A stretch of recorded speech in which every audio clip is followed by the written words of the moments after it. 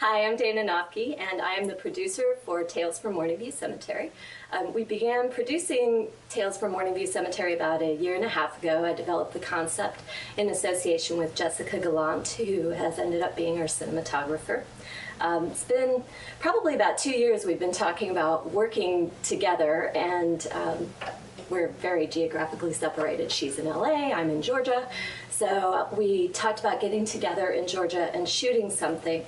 At that time, I didn't really have any kind of feature film that was ready to go that would fit within kind of the budgetary constraints, the time constraints that we would have.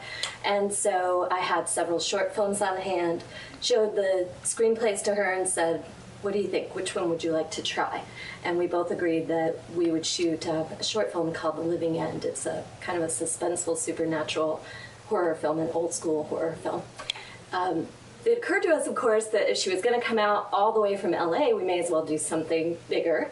And again, we didn't have a feature. So her suggestion was, well, why don't we do a horror anthology, get together 4 or 5 directors, and you can each do one segment, but it'll be really unique because you'll have one cinematographer. One of the ways in which I feel like a lot of low-budget horror anthologies suffer is because, you know, you're looking at 4 or 5 different segments, or some cases even more, shot across time and space with different cinematographers and different equipment. The quality can be all over the map, and then it's difficult to match up sound levels and kind of bring it all together into a cohesive whole.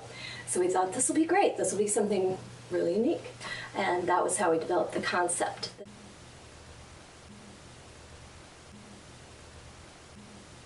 You know, we wanted to go old school, so we needed a narrator, and that was an easy choice. Shane Morton, who plays the horror host, Professor Morte, here in Atlanta. Little boys and ghouls, you've come into my house uninvited. But I love children. They're delicious, delightful. Children are delightful. And it's a good thing you came tonight, because we're going to scare the hell out of you. We've got one big show tonight, kiddies. Narrates the entire sequence, and I developed a wraparound story for him where he kind of wheels and deals with Satan in between the different segments. Satan! Jesus, don't sneak up on a guy like that. What are you trying to do, scare a guy to death? Okay? Don't start in with that Jesus crap, Morte. 664. 2 more. 2 more? Good googly oogly moo. I thought it was 665.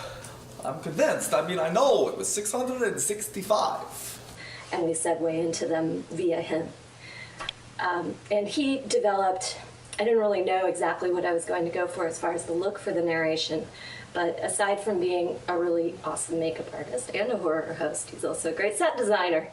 So we talked about originally shooting in a real cemetery, and decided that, no, we want to do something that looks so different from the rest of the film and kind of offers people relief. So we went way over the top with the narration sequences. It's almost comic book-esque, kind of, you know, Professor Morte is bigger than life, so more like having the crypt keeper introduce each segment.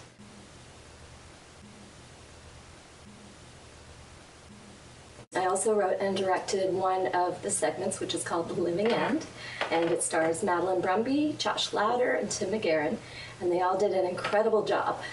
It's a really suspenseful, brooding kind of film that the success of it rests very much on the writing and the performances.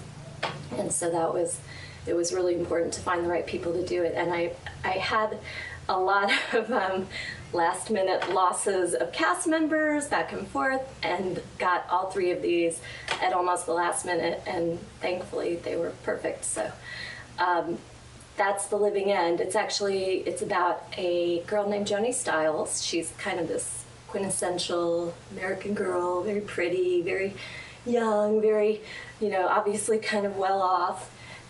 She gets into her car one night, doesn't know what happens, blacks out, wakes up on an embalming table, and meets up with this mortician who is kind of a self-appointed guide to the afterlife. He thinks it's his job to take people into their deaths smoothly and kindly. The problem is she's not entirely sure that she's dead. She's fairly convinced that she's in a coma or she's been kidnapped. So it's definitely very, very kind of old school. There's not a lot of blood, not a lot of gore. It's just a lot of suspense and some really great performances.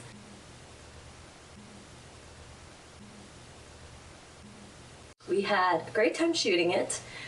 It's kind of crazy. We shot in January in Georgia, which shouldn't be that bad, really. I mean, it should have been warmer than it was, but it was probably 40 degrees in the room we were in an unheated warehouse. Everything's concrete. So the sound person and me and the grips are all wearing like parkas and gloves and stuff.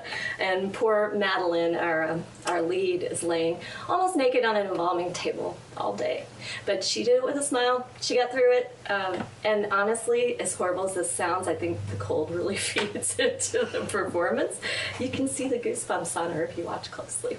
So she really was a great sport about it. And we had a good time. We shot about 10 hours the first day, I think, and 8 hours the second day, and got 5 or 6 takes of everything. It moved pretty quickly. Everybody got along great, and I really hope that I'll have a chance to work with these people again in the future.